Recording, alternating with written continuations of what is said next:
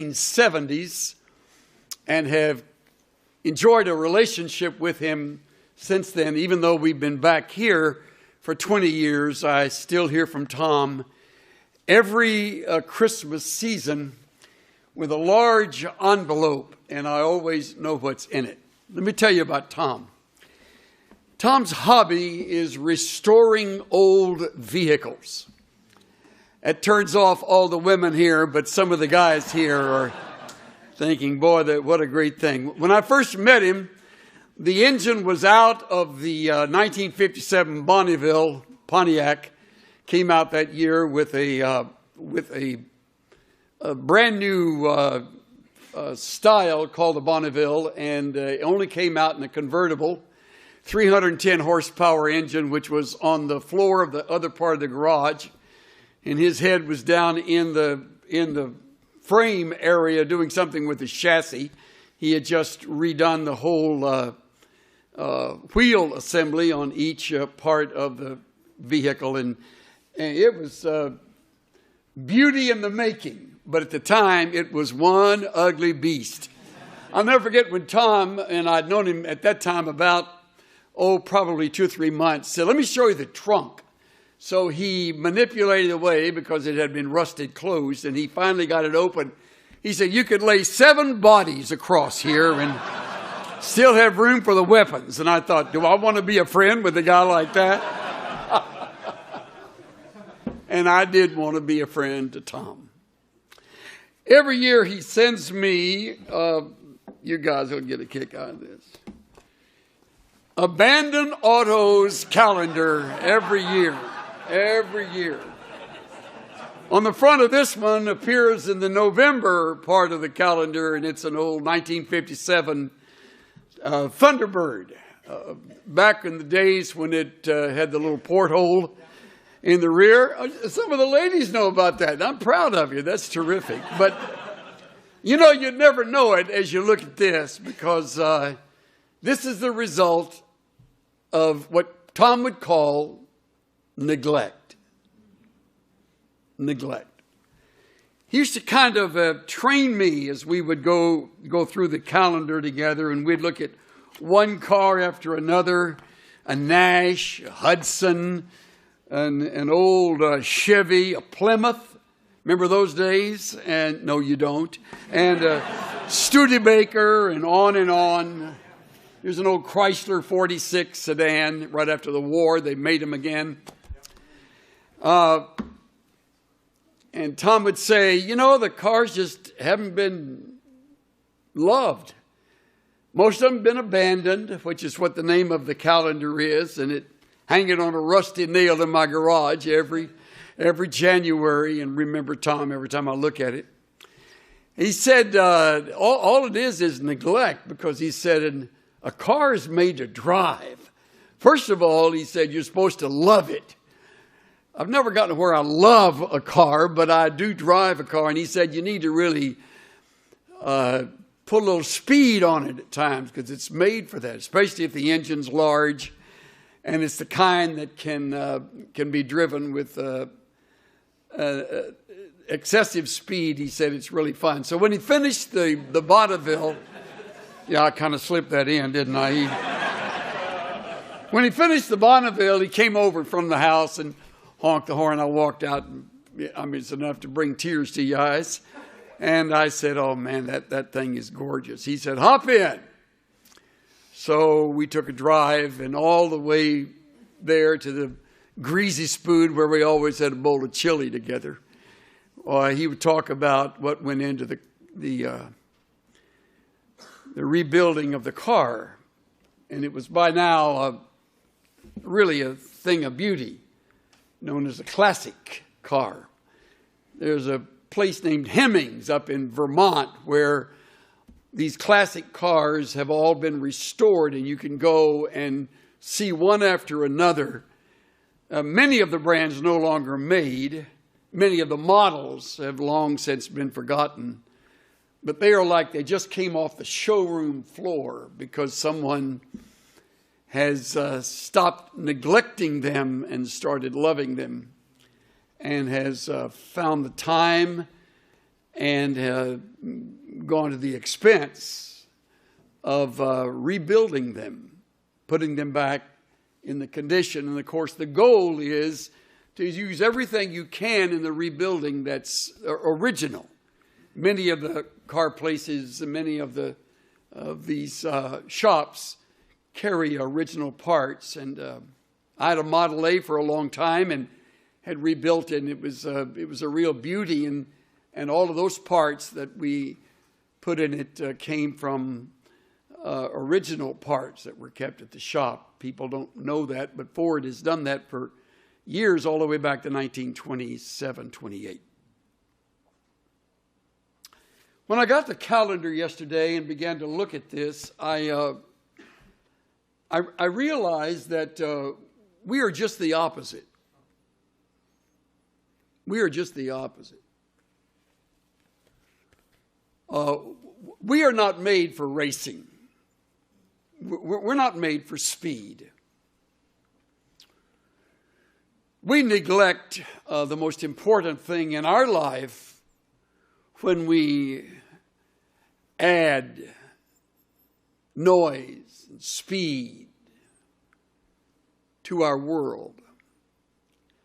If we don't have that with cars, they sit in the woods and finally just decay. In fact, one of the pictures is incredible. There's a tree growing up out of the hood. The hood's been pushed back.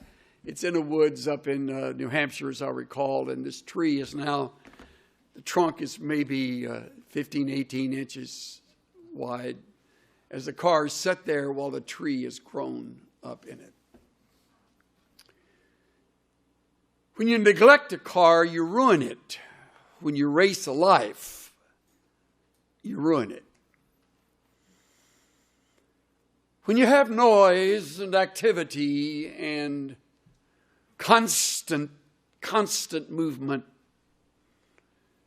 you begin to neglect what your life is all about.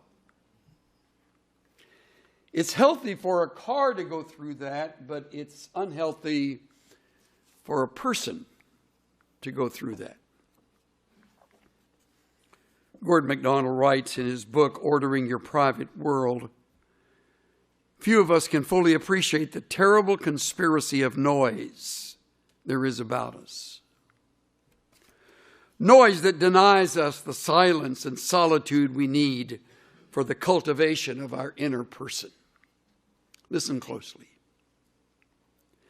It would not be hard to believe that the arch enemy of God has conspired to surround us at every conceivable point in our lives with the interfering noises of civilization that, when left unmuffled, interesting, uses the term of an auto part, a muffler. When left unmuffled, usually drown out the voice of God.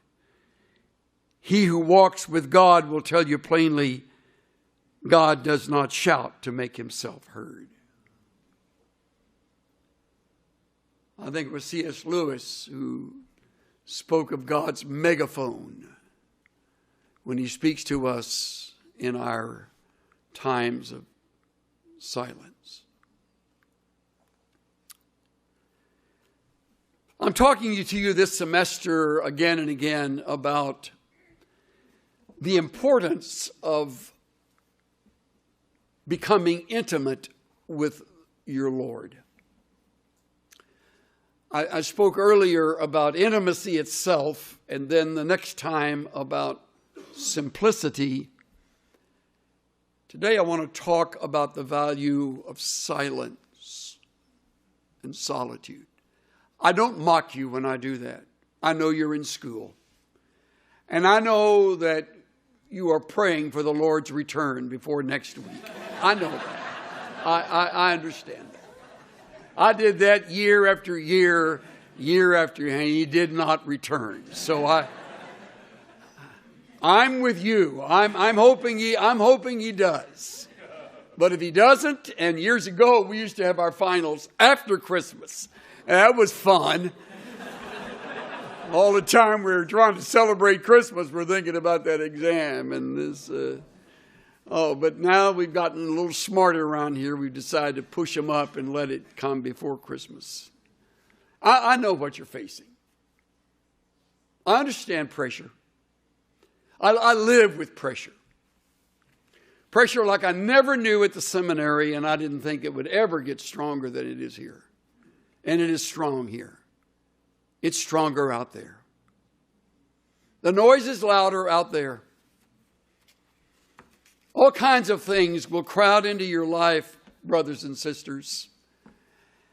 And they will beg for your attention. Cynthia and I were having a brief meal the other evening at a little hamburger spot, and across from us was a man who sat with his family, and he had a phone at his ear the entire meal. Rather than visiting with his family, he's talking on the phone, and they're eating their meal looking down as if, as Cynthia put it, they're used to it. Something wrong when we have become so comfortable with a phone in our ear that we can ignore the very priceless few moments with those who bear our name and have our blood. You can get like that. You can form habits right here that can steal the precious moments of quietness and rest and release from all that. And today I come to plead with you. Once the finals are over and a little bit of reprieve is allowed, be still. Be quiet. Slow down. As we often would say to one another when we were in too big a hurry, just cool your jets. Calm down. Because if you don't, you'll be all involved in planning on the next semester or an extra few hours of work or engaged in some other electronic device that you've saved for and will buy and begin to serve instead of the other way around.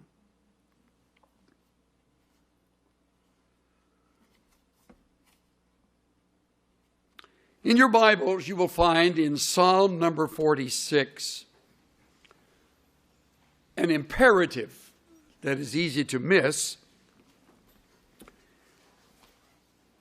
It is a Hiphial imperative of Rapha, which means cease. There's a sign we have here on our streets, just one word means exactly what it says. I came upon several of them driving to the seminary today. Stop. Stop. Don't pull up and then rush on. Stop. And this particular command in verse 10 of Psalm 46 comes after a number of things that could really get to you. He begins with the most important word in all our lives, God is our refuge and strength, a very present help in time of trouble. Ein feste Burg ist unser Gott. A towering strength is our God.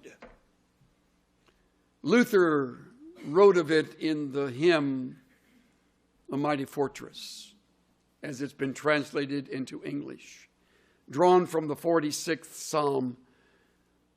Because God is a towering strength, not a help, but a very present help, an immediate help, a help for now, right now, today, 9th of December, 2014, right now, at 11:06, a very present help. Tomorrow, just when you need him, a very present help. Middle of the night, when you need him, a very present help. Our God is right there. Don't become so familiar with him that you forget that. You will learn all about him, more than you ever knew in your life as you study here, and that's as it should be. But don't let the familiarity breed an indifference. Guard against that. You get like that when your studies stack up and when your pace increases and when your engine runs and rarely idles. Stop. And realize that he's God. Look at the situations. In light of what the first verse promises us, a very present help. Therefore, watch closely. We will not fear, though we go through natural disasters. The earth should change. Mountains slip into the heart of the sea. Most of you have never experienced an earthquake. You haven't lived till you've gone through a 6-point or greater. It is the most insecure feeling on this planet, I think. When the foundation around you, or the earth beneath you begins to roll and shift. We had an old grandfather clock in our home in California, which faithfully kept time, faithfully chimed, and it would let us know when an earthquake was coming. That and our dog, who had a way of howling, knowing it was coming.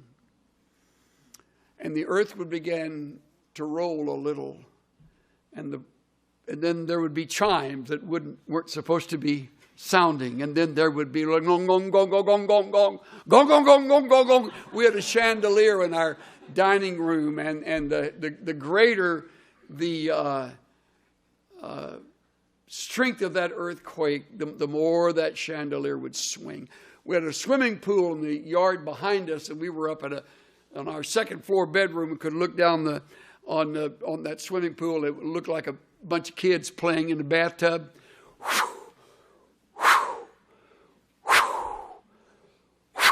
Water pouring out each end as the earth is shifting and changing. And you think, is this the big one? We're going to wind up in the Pacific? Right along the fault line. You who have lived there, you know that. You felt it. I've seen sections of buildings crumble. I've seen tall chimneys shake.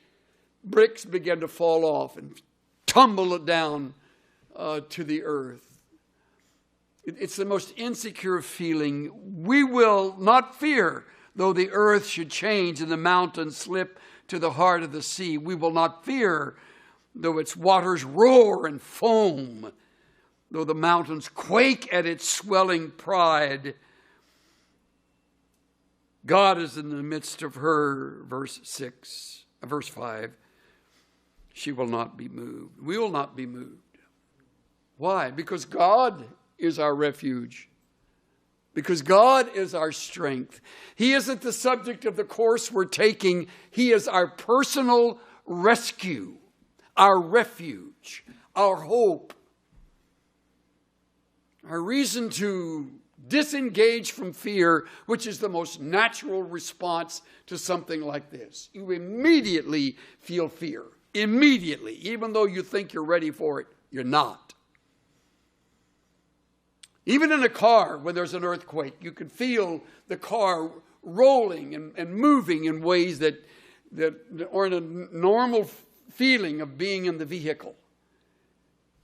And you're going through it knowing the epicenter may not be that far away.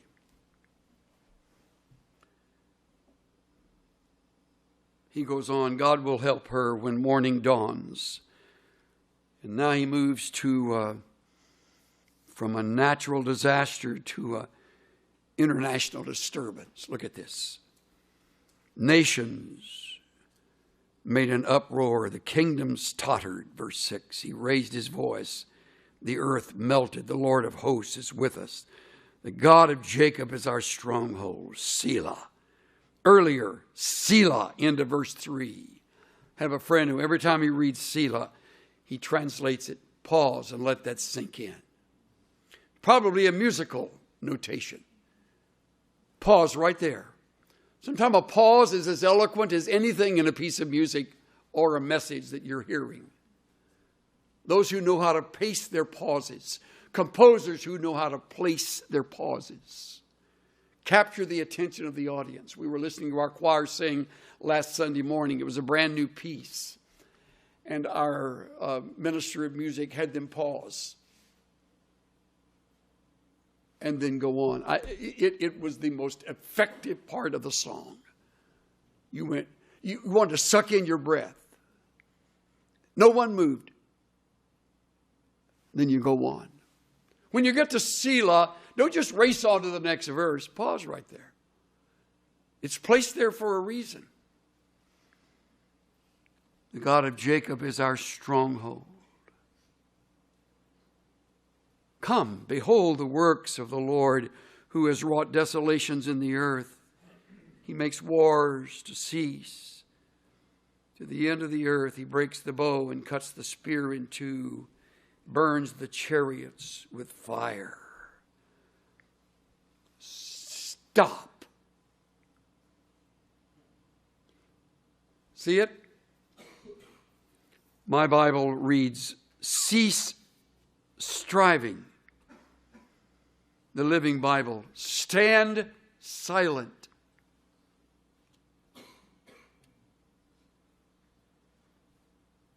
The Amplified, be still and know, recognize, understand, I am God. Moffat, give in. He cries, admit that I am God. Another, stop fighting. Know that I am God. I've always enjoyed Eugene Peterson's message. Step out of the traffic. Take a long, loving look at me, your high God, above politics, above everything. It's an emphatic imperative. With a causative stem. You're engaged in the stopping. No one else can stop the striving for you. Some of you are already striving over that exam next week. You're going to study, you're going to prepare, you're going to do the very best you can do. That's all you can do. Stop striving. I studied with two brilliant men when I was a student here. They would come over to our home. Neither was married at the time. Ralph Alexander, who went on to get his doctorate and to teach up in Portland. And Bill Bell, some of you know from Dallas Baptist College, went on to get his PhD, New York University. Brilliant men. And we would finish the setting. I always listened to them. I always learned so much from being around one, a graduate of Rice, Ralph, and the other a graduate of Georgia Tech with his master's already in Louisiana State University. Bright minds. And I learned to study from them. And I learned to stop striving from them. We'd close our books. We'd pray together. It'd be close to midnight, a full day tomorrow in exams. And they would say, okay, we've done our best. We'll do our best tomorrow. Let's relax. It's the psalmist way of saying stop striving and know that I'm God. He's just described natural disasters, international distress, even personal distress. Our older daughter struggled with a wandering eye, weak muscles in her, in one of her eyes. She was growing up. My heart just went out to her. To correct the problem, we did our best to do it with lenses and ultimately realized we're going to have to go through pediatric ophthalmological surgery. I hope there's such a word. We went to the best we could find here, and he said, you know, the muscles of the eye are held. The eye's held by the muscles on each side, and I'll do my best. It's a bit of a guesswork. And he said, I can't guarantee. And When he finished his work, and she had recovered enough to know where it would be, her eye now moved outward. Very embarrassing for a little girl. And the lenses got thicker, and we said, well, once we moved to California, we found another physician, and he's now, that was just an ophthalmologist. Now we go to a pediatric ophthalmologist, which means their bill is higher, and their specific specialty is more focused. And he had a long talk with us. He said, I know you've been through it before. You need to know now there's scar tissue. And Carissa's eye may or may not be straight. And I thought, boy, as much as we're paying you, you better get it straight, buddy. And he says, I'll do my very best. So she went into surgery again with tears. She woke up, and there was a rim of blood across her eyelid. When she woke up, her eye was swollen. And I'm right there to check things out. You know how dads are. Okay, honey, open your eye. Let daddy look at you. Cynthia would say, back off. Back off. Give her a break. And no, I just want to see if her eye's straight. You relax. So I said, honey, open your eye for daddy. Open your eyes for daddy. And she opened it. And the doctor told us, it may not be exactly where you want it, but it could straighten out. I said, no, as hard as we prayed, and as expensive as the surgery's been, it's going to be straight. She opened her eye, and her eye looked directly at her nose. Completely crossed. I couldn't believe it. This precious little girl, already struggling with friends at school that made fun of her, and now she's got this eye that's crossed. And Cynthia said, you know what he said to me? I know what he said. It's supposed to be straight, and Carissa begins to cry, and I bolt. I'm thinking, I'm out of here. So a buddy of mine found out that I was really low. His name was Earl. And so I'm at the study. I put little signs up on the door. Do not disturb. Do not. I wanted to put in prayer, but that wouldn't be true. I just wanted, don't disturb. And he didn't even knock. He just walked right in. He says, come on, let's take it. I said, no, I'm not going anywhere with you. No, he says, come on. He had already made arrangements for something I didn't know anything about. So I reluctantly got in his car, and we went down and got a sandwich and sat out in the park. And I'm fighting tears and anger and disillusionment. And Earl's listening to me. And he had talked to Noah, Bob's his daddy. Noah Elias. Noah's a wonderful artist. He was an artist for Disney for years. Now he's on his own. And Noah came by my study at the church, and he brought with him a big poster, and he drew the picture of an old monk with a robe on, big toes sticking out of the sandals. And then he wrote in his own calligraphy, did we in our own strength confide, our striving would be losing. We're not the right man on our side, a man of God's own choosing. Just ask who this may be, Christ Jesus, it is he. Lord Sabaoth, his name, from age to age the same, and he must win the battle. Man, I got back to my study, and I thought, good night, everybody's just coming in. And then I looked, and I saw Noah's work propped right up on my desk. Signed, I love you, Chuck, Noah. And then drawn through Noah, God.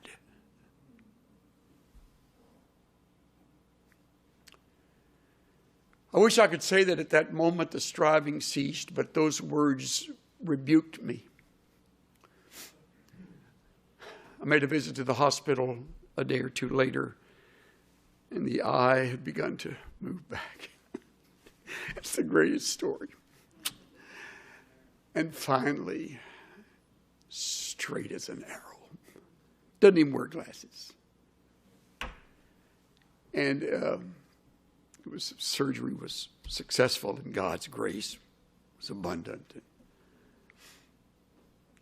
I'm so grateful I have a wife who didn't say, "I told you so." Or a daughter that even remembered my intensity standing right over her face. And a faithful God who forgives me for my panic. Believe me, I understand panic. This says don't panic. Don't let that seize you. Don't let that grip you. Stop and know that I am God. I will be exalted. 11, the Lord of hosts is with us. The God of Jacob is our stronghold. Pause and let it sink in.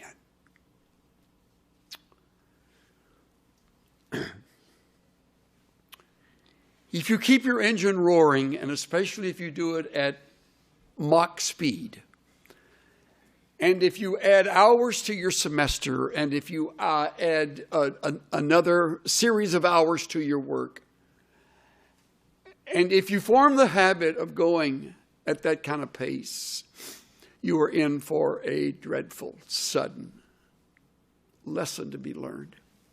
There are consequences that follow.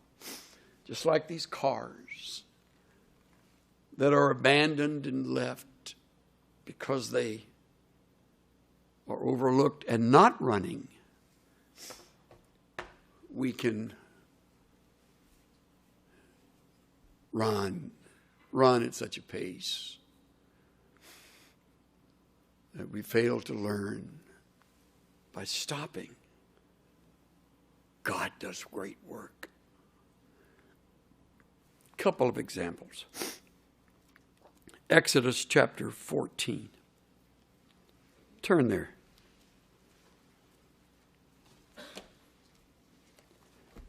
You who know your Bibles know that we've come to that scene where the Hebrews are finally out of Egypt. They become no longer bricklayers but nomads, and they're following the leader, and Moses told them, God's going to take us to the promised land. Canaan is ahead of us. So they go, and you know the story. It isn't long before they come to the sea in front of them, the mountains above them, the Egyptians on horseback racing toward them to bring them back into bondage.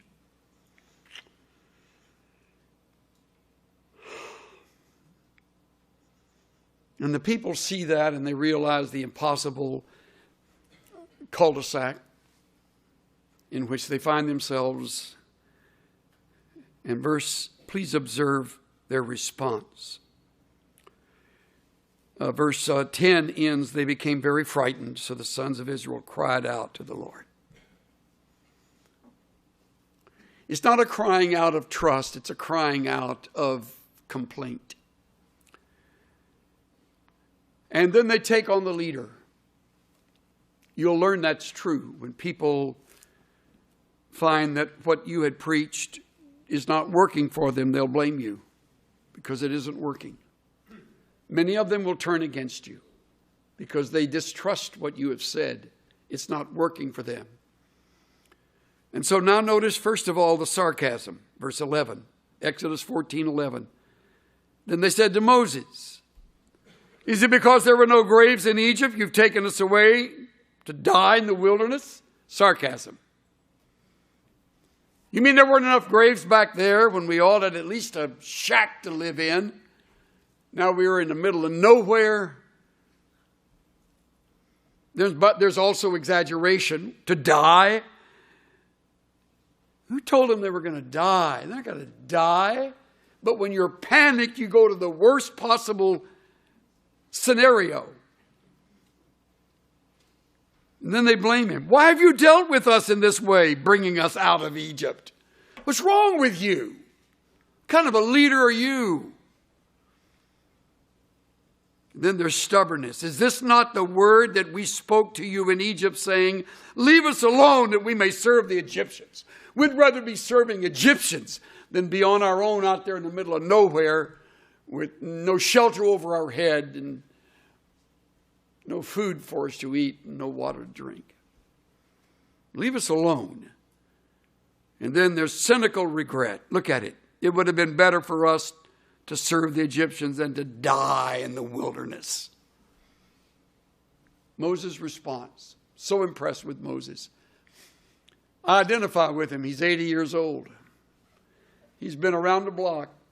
He's been kicked around. He knows what it's like. He's gone through all of the disillusionment you can go through. He's had experience after experience. And he says to them, look at it. Moses said to the people, do not fear. That's that treacherous enemy fear. Stand by. Military, you'd say, stand down. Psalmist would say, stop. Stop it. And look at what else he says. See the salvation of the Lord, which he will accomplish for you today. For the Egyptians whom you've seen today, you will see them again. Never see them again forever. The Lord will fight for you while you keep silent. Be quiet. Stand still. Be quiet. Stop. Quit talking. Turn off the phone. Disengage. Connect. Oh Lord. Oh God. I'm facing what seems to me to be a complete impossibility. We don't know how we're going to get through this alive. The Egyptians are coming even closer, and the sea is in front of them. And Moses says, stand down and be quiet. Very thing the psalmist said. And you know the result. It's so familiar to us, we've lost the impact. I've never seen a sea open and close like this. I've never experienced that. Moses hadn't either. But he knew his God. He'll fight for us. He has a way. And the Lord said, as for you, lift up your staff, stretch out your hand, step out. Sea opened. They went through. The sea closed on the enemy. Only God. I could tell you stories today that would make your mouth fly open, of ways in which God worked when it was absolutely impossible. I've seen him do things that I would never have even dreamed he could have done or would have done. So I'm telling you today from experience, not only from the biblical text, but from experience, it's true. It's true. I learned about God when I was at the school, as you are. And I learned the trustworthiness of this God I discovered and learned about as I stepped out and watched him work. One last little glimpse at something like this. 1 Kings 19. Turn there next. 1 Kings 19. Elijah, fresh off of Carmel, marvelous victory. Jezebel gets word of it, sends a messenger, verse 2. May the gods do to me and even more if I do not make your life as the life of one of them, meaning one of the now dead prophets of Baal, but tomorrow, about this time. You got 24 hours, buddy. You're gonna meet your maker.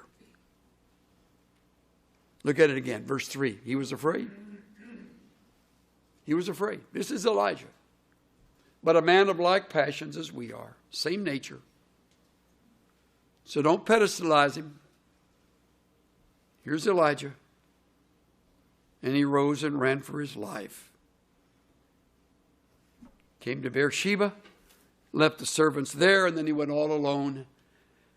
Most of us, when we're depressed, prefer to be all alone. Often that's the worst place to be, because your mind plays tricks on you, and that's where thoughts of suicide come in. That's where dangerous things are planned, when there isn't anyone there to temper such thoughts and to bring back reason. So he's all alone. Suicide doesn't come to his mind, but he does ask the Lord to take his life.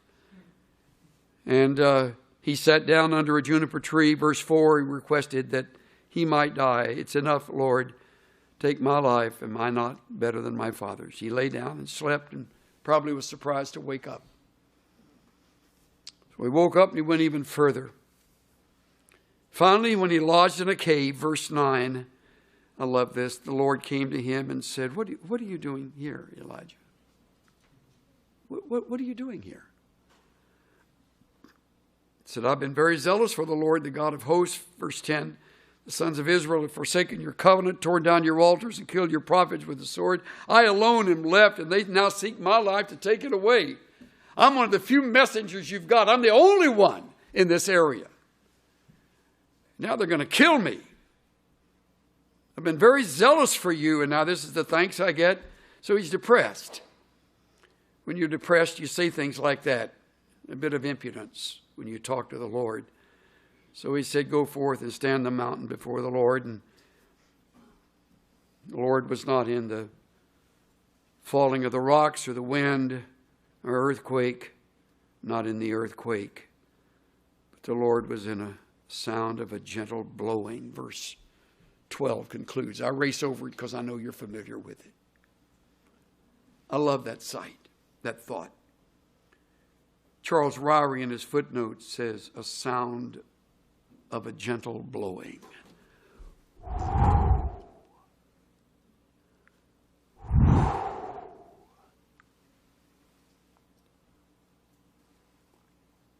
Isn't it great the Lord doesn't rebuke him? Well, what kind of a prophet are you? You ought to be ashamed of yourself.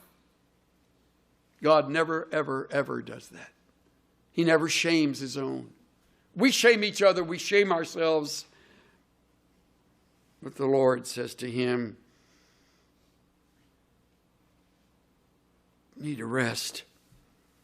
So he caters a meal, gives him time to rest, relieves him, gives him a fresh look, and later gives him a companion named Elisha, who would journey with him not only through the rest of his days, but even to the moment of his departure. Companion. I sure hope you have a friend. Cultivating friendships here. Some of my friendships, Cynthia's and mine, go right back to Dallas Seminary. We met them in 59, they're still friends. We knew them better by 62, 63, still friends. I look into the faces of some of the faculty members, I see classmates, still friends. You can't do it alone. I know you're gifted, I know you're capable, and I know you'll be very well educated. I know you're gifted. And I know God has for you a plan that will even surprise you with his blessing, but you need to be close to others. You need to link up with them. You need to be in touch with them. Like Tom. And 24 others I could name from a place where I haven't been for 20 years. I close with one of the secrets I've discovered for handling times when I would otherwise be fearful. It's a journal. I've never shared the thoughts in my journal, but someday my children will read these journals. I have a number of these volumes in my library. They're all handwritten. They look just like that.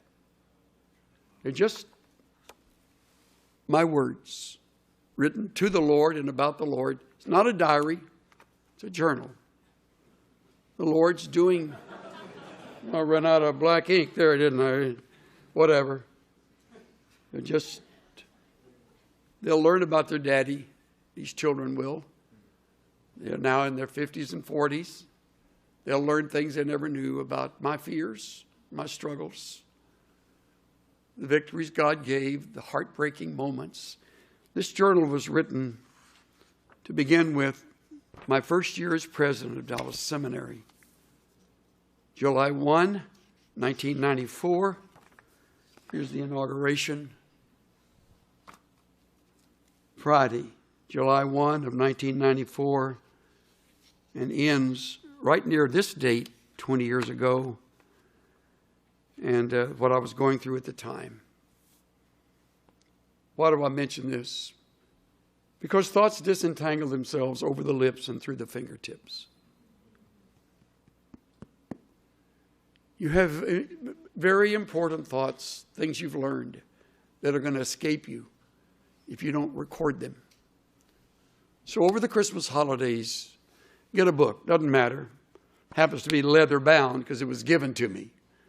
But you can get a spiral book. You can get a big, thick one. You can get a little one, different size. Doesn't matter. Just be sure you write it and don't share it with anybody. My wife's never read my journal. It's not something I write for someone else. It's not something that's going to be published. It's not. I mean, I've had publishers say, "You write journals?" I go, "Yeah." They say, "Hey." I go, "No." Not interested.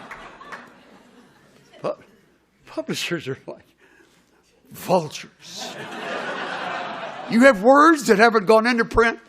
Oh, think of the people that would love to read. I said, yeah, you ought to read some of this stuff. Get a journal. Start writing in it. You'll record the things that God is teaching you, and you'll read back over it, and it'll bring you to tears sometime. Others will make you laugh out loud. Some of the things you read will say, well, I remember that. I panicked at that moment. And then 8 pages, 9 pages later, the answer's recorded where God came through. It's marvelous. Your journal, your story.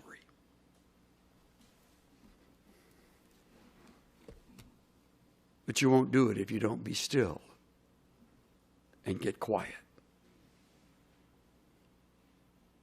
Be still. Be quiet.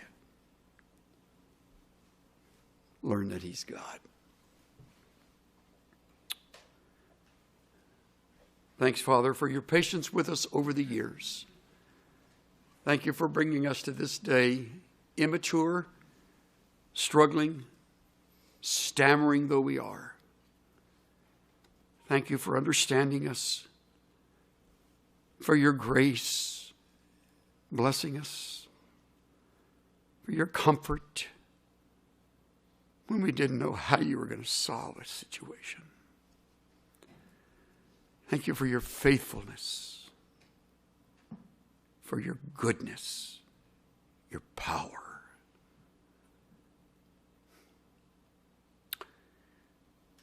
And we pause to let the wonder in at this season of the year. Help us.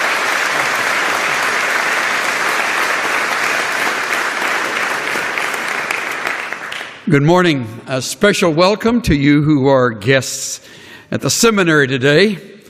You've made a good choice. This is a wonderful place to visit and a wonderful time to visit. Don't come in July. Don't come in August. Come in November. Since I was a little boy, I've had a special place in my heart for what is now and has long been my favorite holiday of the year. 13 short days from now, we will celebrate that single holiday that bears actually a title taken from the Scriptures, because it is all about that name, Thanksgiving. I remember standing as a 10-year-old child at South Maid Elementary School in a portable building in East Houston with my hand over my heart as we were saying the Pledge of Allegiance to the flag. Our teacher led us in that and then always followed the pledge with a prayer. This particular day, she seemed to sort of stumble through the prayer I didn't understand until later why.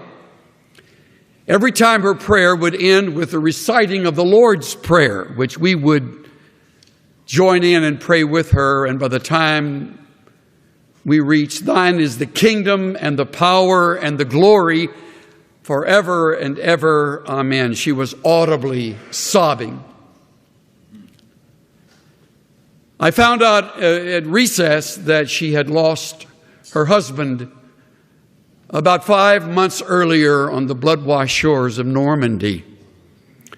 And the one she had loved and lost now left her grieving, and she faced her first Thanksgiving and, of course, her first Christmas to follow without the one she had loved and lost. All of a sudden, my world was reduced to her grief, and I found myself walking home slowly that afternoon along streets filled with little modest pre-war houses. And in the living room windows of many of those homes were bright red stars that over the course of months that would pass would change to white crosses. As another beloved son or brother or grandson would have fallen in his last full measure of devotion to his country. I walked slowly that day, and I think during that time I began to cultivate a special place in my heart for this particular holiday. It would follow, of course, that next day. And thankfully, I was reared in a home where the name of God was mentioned often, where we had prayer at every meal and Christ was worshiped and the work of the church was admired. I am eternally grateful for that heritage, which I have come to realize in my years in ministry is not the heritage of many, dare I say most, certainly most of this generation.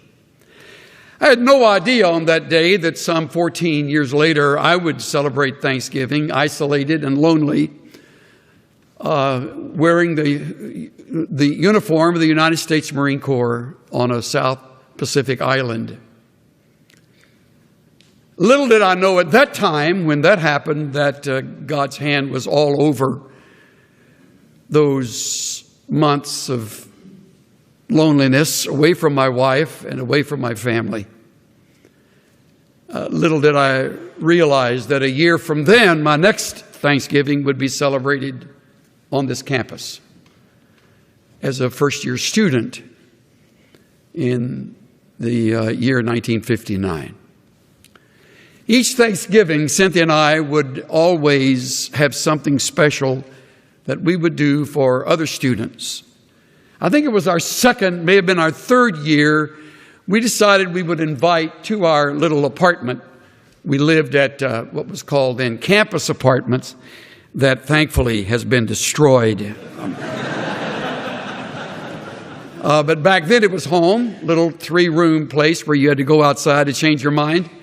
And our living, dining, bedroom was included a little fold-up table, plastic table that became our dining room table as we turned our bed sideways and fitted in a table or a table and a half long enough to hold the Thanksgiving turkey, in this day turkeys, and all the trimmings. We invited all of the international students on the campus on that particular Thanksgiving day.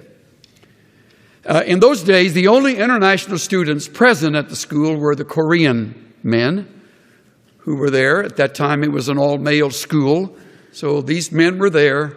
Most of them would be away from their families for 4 years without interruption. They never went home. And of course, Thanksgiving is our holiday as Americans, and they were gracious enough to accept our invitation, and they came and filled the room. I believe there were 12 to 13 of them. white shirt, black ties, black pants. Looked like a room full of Mormons as they stood around the table, and we were all there. And one man later became Dr. Kim, who is a pastor of one of the large Presbyterian churches in Seoul, began to cry. He said, "I've never seen this much food in all my life." He said, "We could feed a Korean family on this if we could preserve it for 6 months or more." And I said to him, "Would you lead us in prayer in your native tongue, and then would you men sing the Korean national anthem?" Oh, man. So we began to pray, and if you've ever been around Koreans as they pray, they go from Africa to Zurich in their list. And after the film started to form over the gravy, I noticed, as he was praying, and he wasn't in a hurry, and nor should he have been. And I have to confess my own naivete here. I thought as he prayed, can God understand Korean? What a dumb question, you know. And then they sang. And when they sang, they stood with their arms by their sides and their chests out. And they just bellowed the Korean national anthem. It was a magnificent moment. By then, we were all in tears. And we, of course, spent the afternoon feasting on the meal. I have learned since then the importance of truly observing Thanksgiving. We plan to do it this Thursday, 2 weeks from now, with members of our family. There will be 15 of us at our table. We had hoped to have a couple or three extra guests. They weren't able to come, but it'll be our family. And we make special arrangements. We do a special meal, and we all sort of pitch in, and then we spend time around the table expressing what we're grateful for.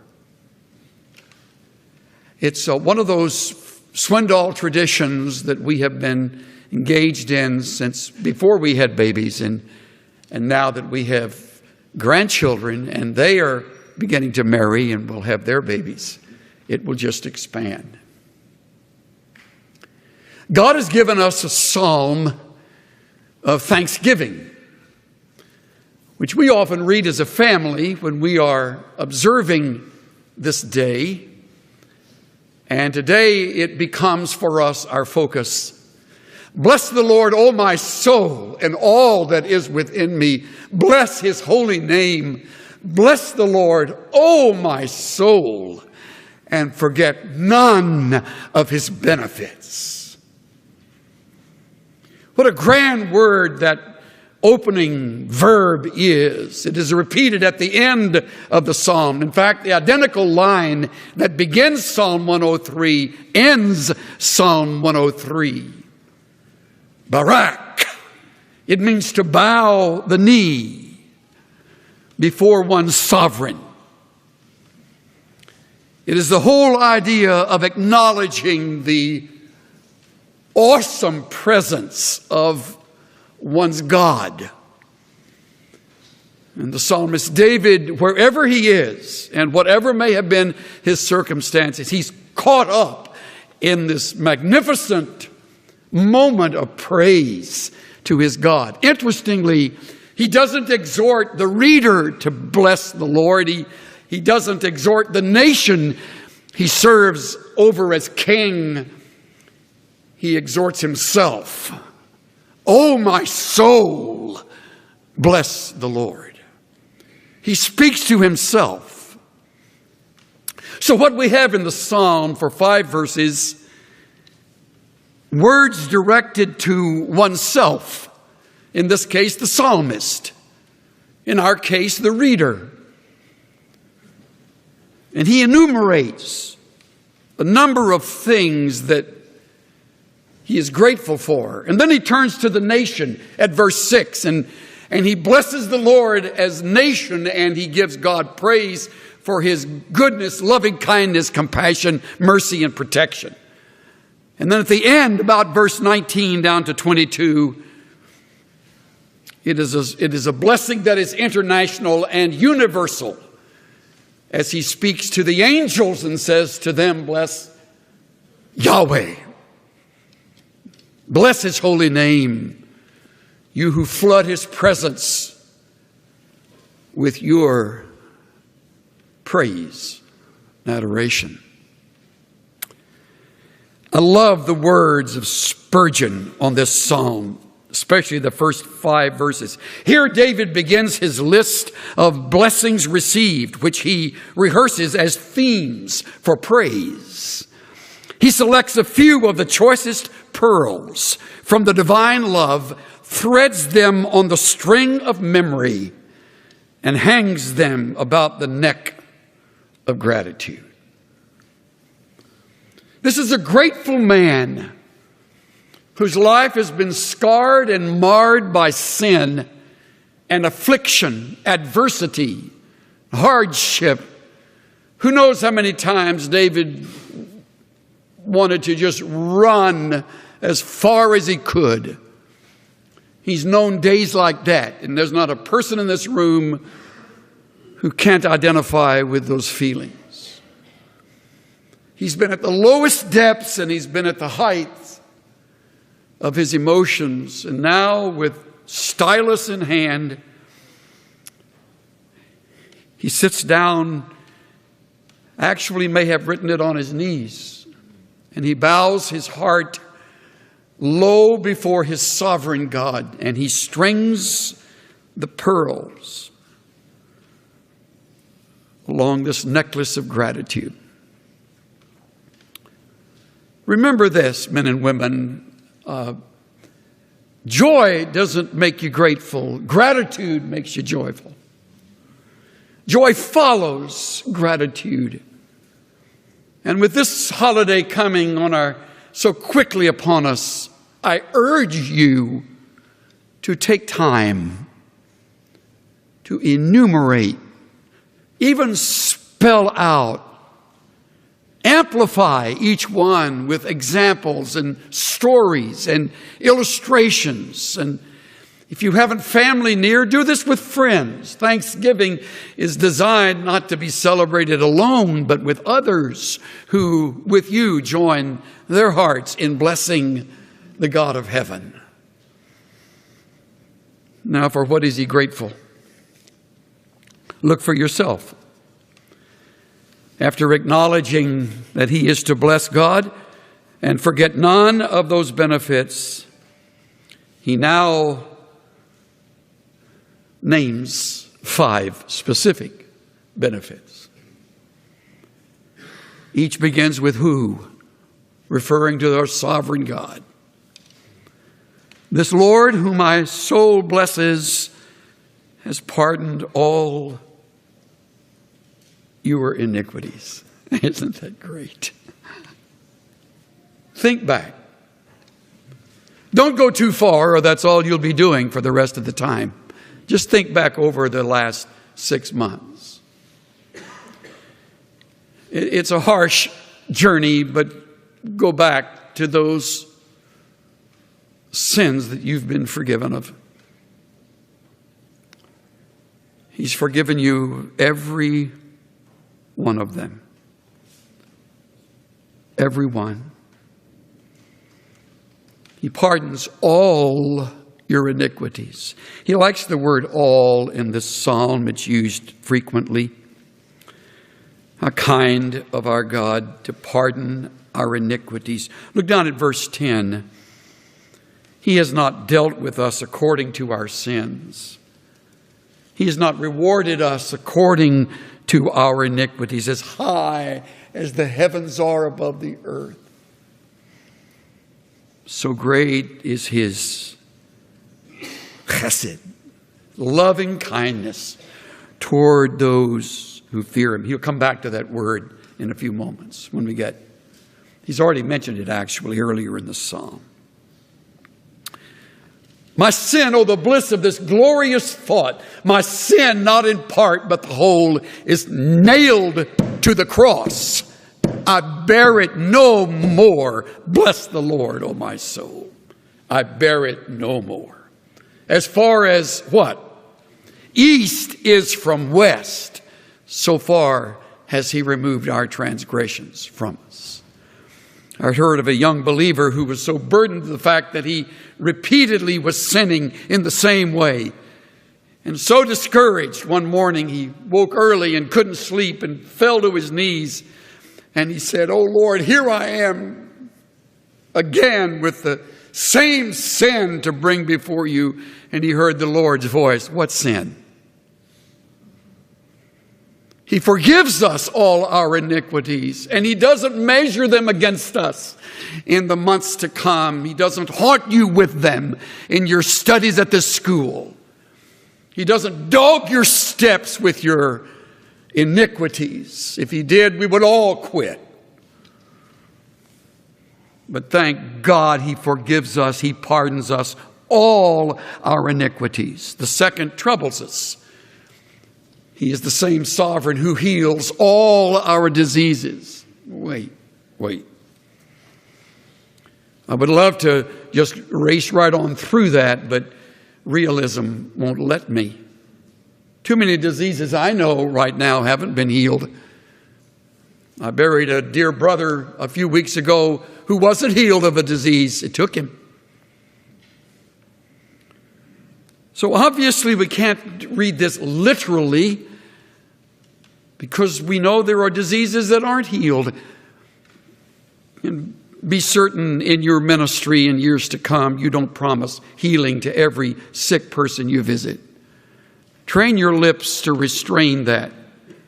You'll even have some ask you if they have enough faith, will they be healed of this? Guard yourself there. You see, those of us who don't have a prosperity gospel message, those of us who aren't out there telling the public what they want to hear, have to deal with the disillusioned ones who come after following that nonsensical message, asking, what do they do now?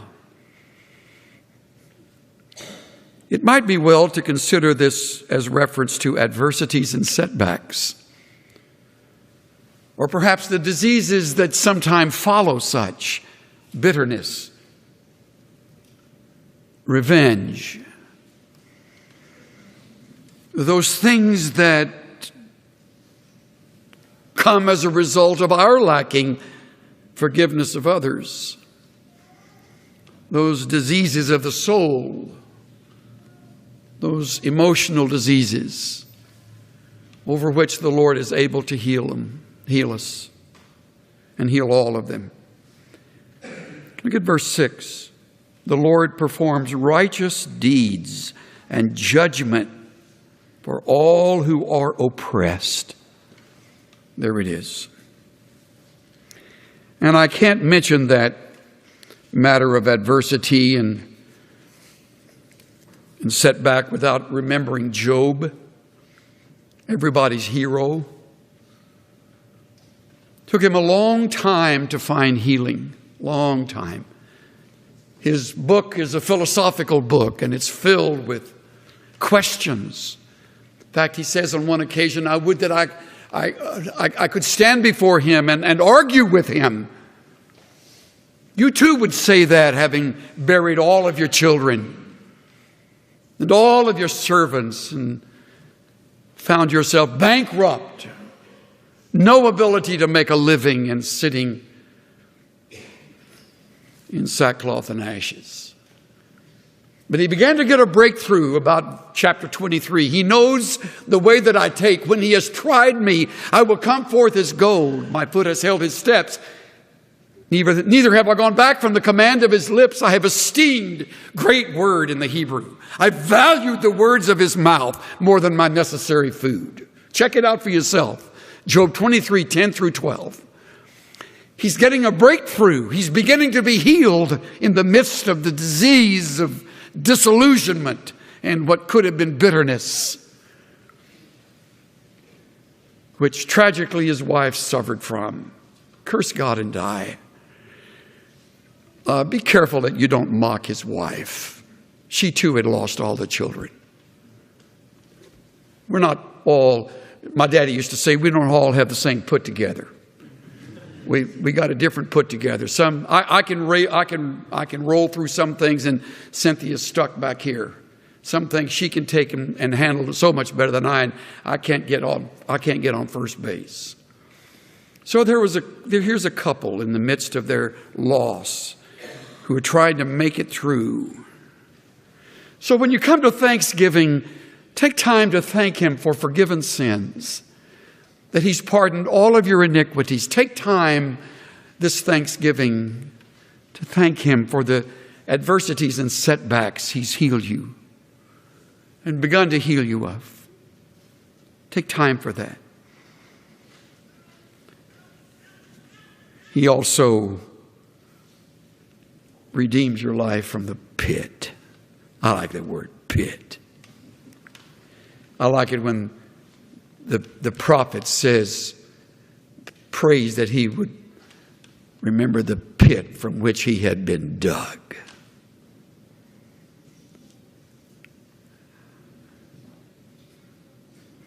He redeems your life.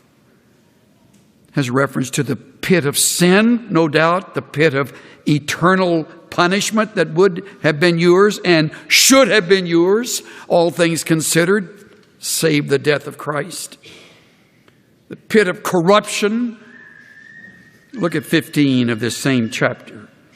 As for man, his days are like grass, as a flower of the field. He flourishes when the wind has passed over it. It is no more, and its place acknowledges it no longer. But the loving kindness, there's that word again, of the Lord is from everlasting to everlasting.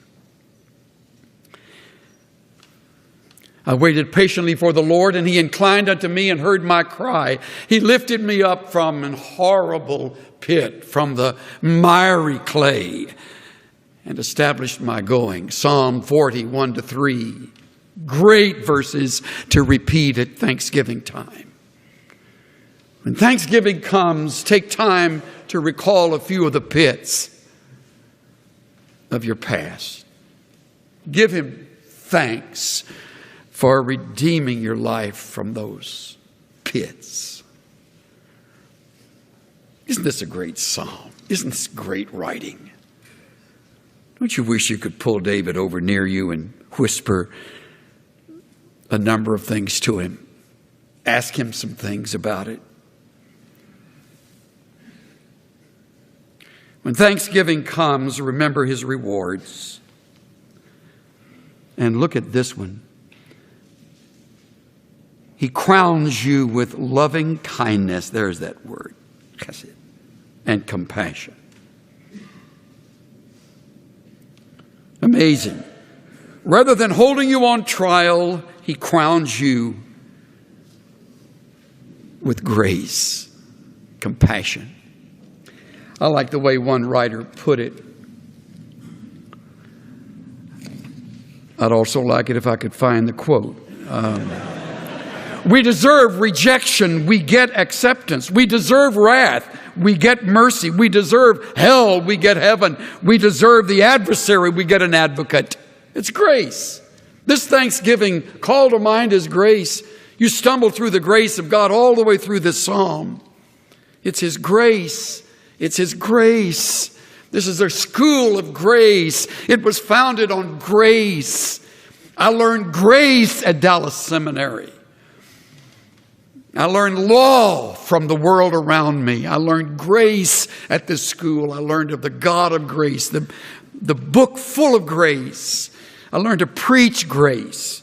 Former minister of music and I used to sit together in the same bench in front of a church, and before I'd get up to preach, I mean invariably for 17 consecutive years, just before I'd get up, he'd lean over and say, "Preach grace."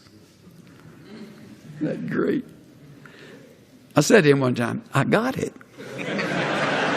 He kept doing it. Preach grace. How quickly we forget it. Doesn't come naturally with us. There's no grace in this world. There's no grace in law. There's no grace in judgment. There's grace in our God. This Thanksgiving, thank Him for those loving kindnesses and His compassions that fail not, that are new every morning. Every morning.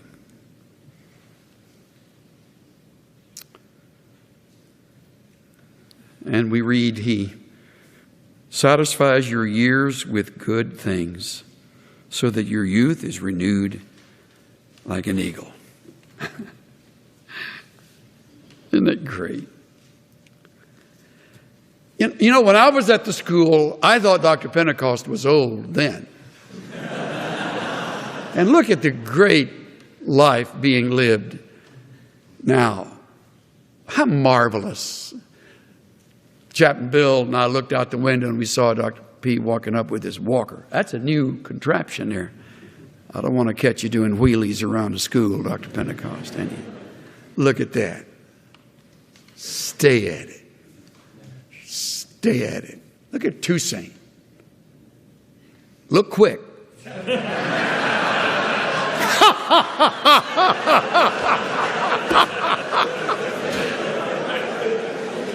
I'm crazy about it. I was here when he first came to the school, and I remember thinking, how in the world did they find a guy this great? He's just greater now. God's crowned his life, crowned him with good things, and satisfied his years. His youth is renewed like the eagle. And look at Chaplain Bill back. Wake up, Bill. I'm looking at Chaplain Bill back here. How great is that? You know, I had a friend tell me, who was a faculty member at another seminary, he said, your school is so different. He said, when our faculty is about ready to hang it up, they move his books out in the hallway and help him get out in a hurry. We don't move books into hallways here. We honor them. We honor them till their last day. It's because it's a place of grace. Because we believe that some of the greatest things to be learned are learned from those in their 80s. And some even in their 90s. And when you get that old, you're teaching things you didn't even know you knew. And that's marvelous. It's wonderful. Remember when I preached through Job, we had a youngster in our church that sat with his parents. And Job takes a long time to preach through, you know. And the little kid leaned over and said to his daddy, "How old was I when Pastor Chuck started the book of Job?"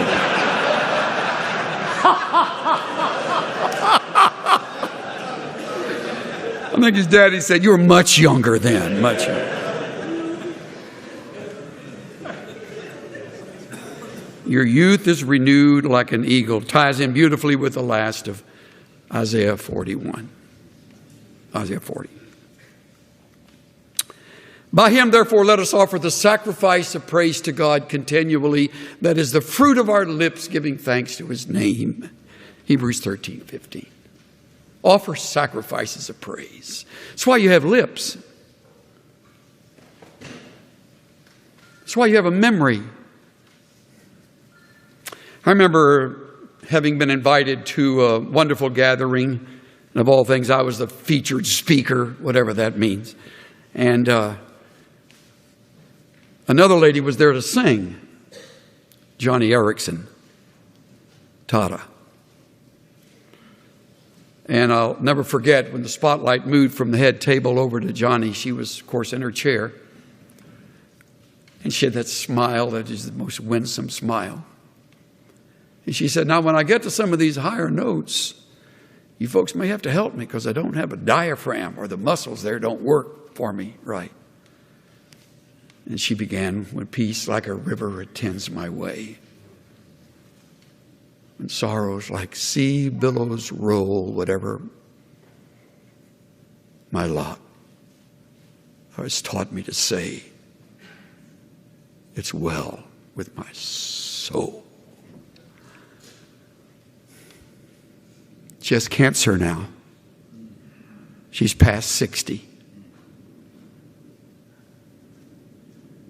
Every time I think of it, I give God thanks for Johnny.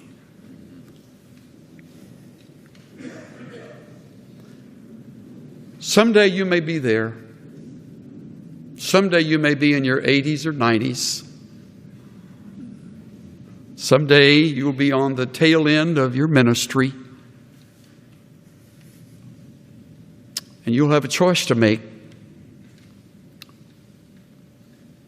You can turn your life into a grinding, negative, cynical existence, or you can become a model of what these men represent and others like them. Brennan Manning writes, "Grateful people are a delight to be around, and their spirit is catching. It is simply not possible to be simultaneously grateful and resentful." John Kavanaugh relates the story of a grateful old woman in an extended care hospital. She had some kind of wasting disease, they called it. Her different powers were fading away over the march of the months. A student of mine happened upon her on a visit. The student kept going back, drawn by the strange force of the woman's joy. I love this. Though she could no longer move her arms or her legs, she would say, "I'm just so happy I can move my neck." When she could no longer move her neck, she would say, "I'm just so glad I can hear and see." When the young student finally asked the older woman what would happen if she lost sound and sight, the gentle old lady said, "I'll just be grateful that you come to visit me." There was an uncommon freedom in that student's eyes as she told me of her friend. Somehow a great enemy had been disarmed in her own life.